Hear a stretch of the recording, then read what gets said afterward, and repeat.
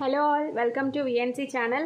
So today we are going to explain about the unit 6 system of particles and rotational motion andi kotta unit. Already manam 5 units మన videos అన్నీ కూడా మన ఛానల్లో upload చేసాము. ఒకసారి దయచేసి మనకి ఇక్కడ ఫిజిక్స్ ప్లస్ మ్యాథ్స్ కూడా రన్ అవుతున్నాయి ఇంటర్మీడియట్ సిలబస్. సో ఒకసారి మీకు ఎవరికి ఏ డౌట్ ఉన్నా కూడా ఒకసారి మన ఛానల్ని ఫాలో అవ్వండి. మీకు ఎలాంటి డౌట్స్ ఉన్నా కూడా అర్థమవుతాయి. ఓకే, ఏమైనా ఒకవేళ మీకు డౌట్ ఉన్నట్టయితే దయచేసి కామెంట్ సెక్షన్లో ఎక్స్ప్లెయిన్ చేయండి so that I can modify my concepts. Okay, so మీకు ఎలా చెప్పాలో ఏమి మీకు ఎక్స్ప్లెయిన్ చేయాలనేది మీరు నాకు చెప్తే నేను డెఫినెట్గా మీకు ఎక్స్ప్లెయిన్ చేస్తాను. ఓకే, సో 5 యూనిట్స్లో కూడా మనం ఎక్సర్సైజ్ సమ్స్ అని next long answers, short answers, concepts అన్నీ ఎక్స్ప్లెయిన్ చేసుకున్నాం. సో ఇప్పుడు మనం ఈ వీడియోలో యూనిట్ 6 కొత్త chapter, so system of particles and రొటేషనల్ మోషన్లో మనకి 8 మార్క్స్ కవర్ అవుతాయా, 4 మార్క్స్ కవర్ అవుతాయా అనేది ఈ వీడియో ద్వారా మనం తెలుసుకుందాం. So let's move on to the video.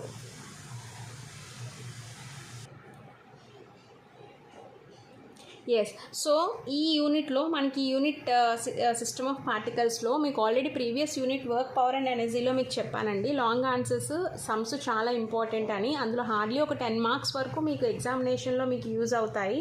Exam point of వ్యూలో రావచ్చు. 8 మార్క్స్ డెఫినెట్గా 8 మార్క్స్ ఇస్తాడు. అలాగే ఒక షార్ట్ ఆన్సర్ కూడా ఒక సమ్మో ఏదో ఒకటి ఇవ్వచ్చు. అలాగే ఆ యూనిట్లో మనకి లాంగ్ ఆన్సర్స్ ఎంత వెయిటేజ్ ఉంటుందో ఈ యూనిట్లో షార్ట్ ఆన్సర్స్కి అంతే వెయిటేజ్ ఉంటుందండి. సో ఈ యూనిట్ నుంచి కూడా హార్డ్లీ మీకు ఒక 10 మార్క్స్ వరకు వచ్చే ఛాన్స్ ఉంటుంది. సో యూనిట్లో ఎక్కువ మనకి షార్ట్ ఆన్సర్స్ కవర్ అవుతాయి. సో ఏంటి ఆ షార్ట్ ఆన్సర్స్ అనేది ఒకసారి 4 మార్క్స్ క్వశ్చన్స్ అవి ఒకసారి మనం డిస్కస్ చేసుకుందాం ఈ కాన్సెప్ట్లో. Okay, so let me give first of all మనకి ఇక్కడ 4 మార్క్స్ అంటున్నాం కదా. ఈ 4 మార్క్స్లో మనకి ఫస్ట్ క్వశ్చన్ ఏంటి అంటే centre of mass and centre of gravity. So వాటి డిఫరెన్స్ చాలా చాలా ఇంపార్టెంట్, చాలాసార్లు ఎగ్జామ్కి మనకి అడిగాడు. Okay, so centre of mass and centre of gravity ఒకసారి ఏంటి అనేది చూద్దాం. Yes, so centre of mass and centre of gravity, centre of gravity differences అండి. ఓకే, చాలా ఇంపార్టెంట్. ఒకసారి ఏంటి అనేది చూద్దాం. ఎస్, సో ఇక్కడ సెంటర్ ఆఫ్ మాస్ అంటున్నాం. సో సెంటర్ ఆఫ్ మాస్ ఆ వర్డ్లోనే ఉంది. ఏంటి సెంటర్ ఆఫ్ మాస్ అంటే whatever may be the body you are taking, the entire body the entire mass of the body is concentrated at a point. Okay, entire mass of the body is concentrated at a single point is called a center of mass. Okay, so entire mass of the body is concentrated. So దాన్ని మనం ఏమంటామండి, centre of mass అని పిలుస్తాం.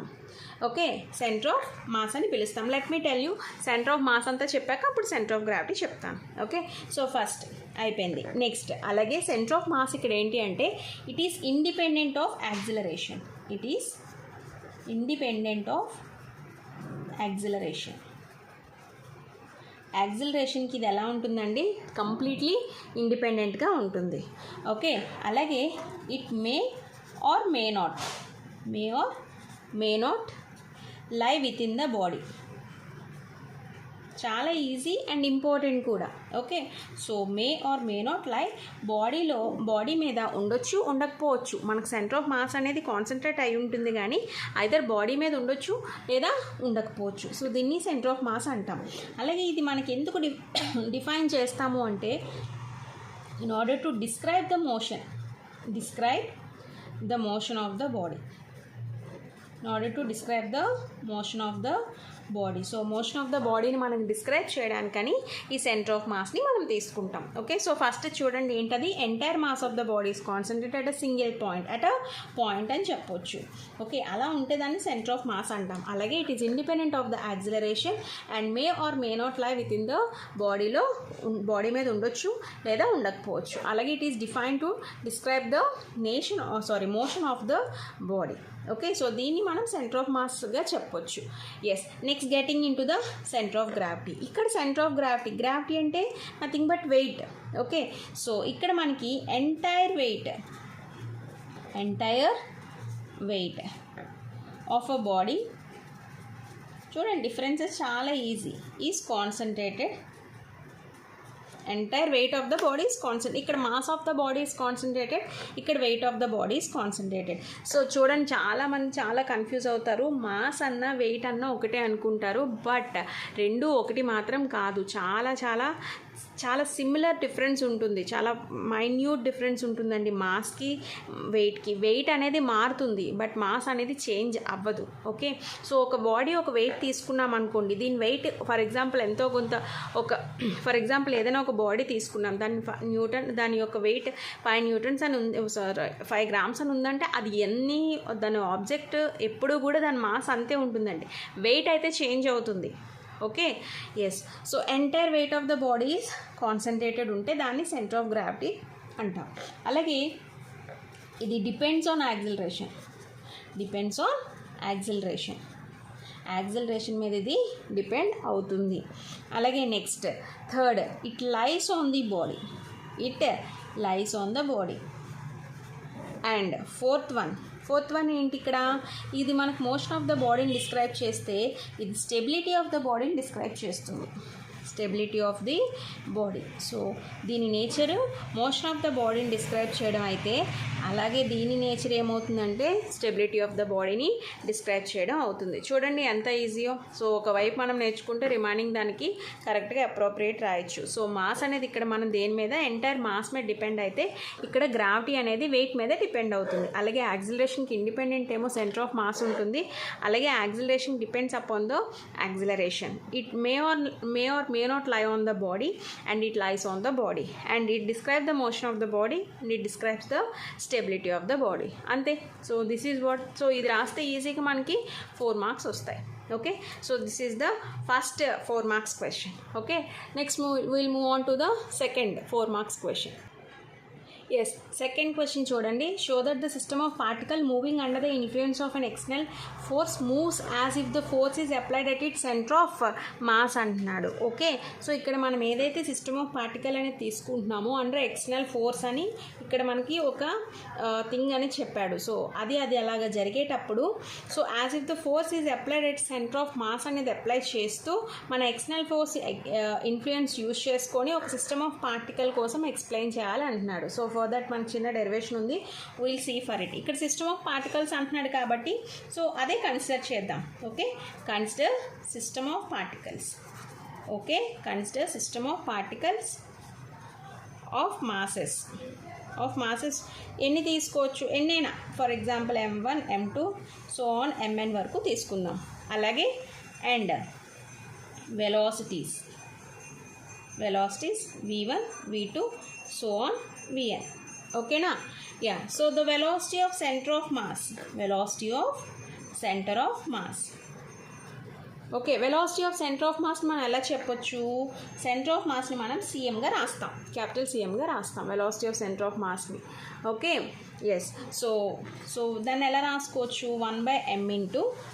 Okay, so ఇక్కడ మనం తీసుకుంటుంది momentum కదా. So ఈ మొమెంటంని మనం, మొమెంటం ఫార్ములా ఏంటండి, P = mv. So m1 v1 plus m2 v2 plus so on mn vn.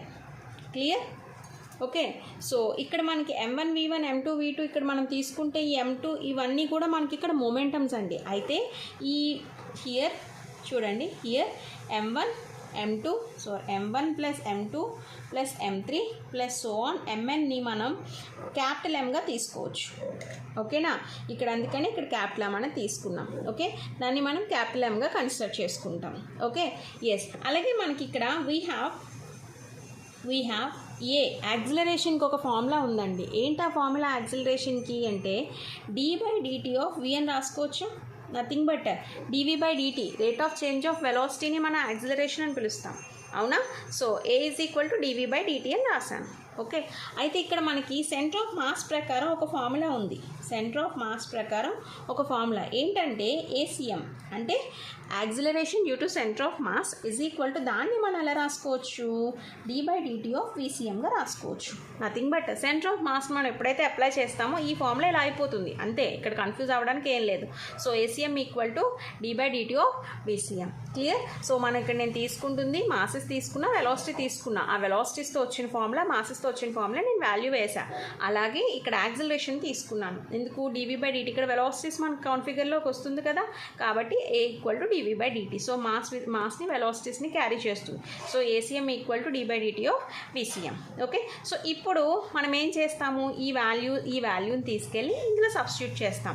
ఎక్కడైతే v అనేది ఉందో ఈ డైరెక్ట్గా ఇప్పుడు ఏదైతే వాల్యూ మనకు వచ్చిందో ఇది తీసుకెళ్ళి ఈ వాల్యూలో మనం సబ్స్టిట్యూట్ చేస్తాం. ఇందులో 1/m ఇంటూ అప్పుడు ఏమొస్తుంది, m1 ఇంటూ ఈ v ప్లేస్లో మనం ఏ వేసుకోవచ్చు, d/dt ఆఫ్ v1 వేసుకోవచ్చు యాక్సిలరేషన్ ప్లేస్.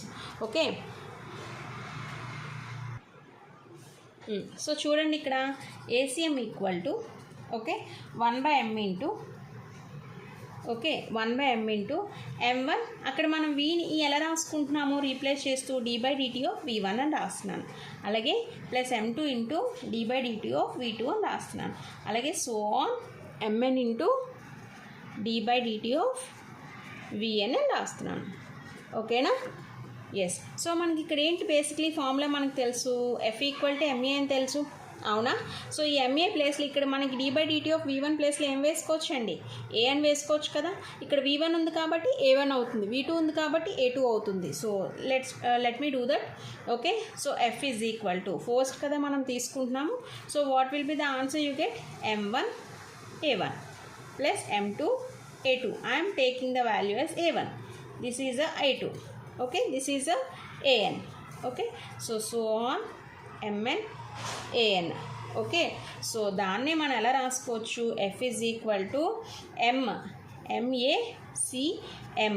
ఎందుకు? సెంటర్ ఆఫ్ మాస్ కదా, నథింగ్ బట్ MA అంటే ఏంటని రాసుకోవచ్చు, F కదా. So F1 plus F2 plus F3 plus so on Fn వరకు రాసుకోవచ్చు. So this is the final conclusion.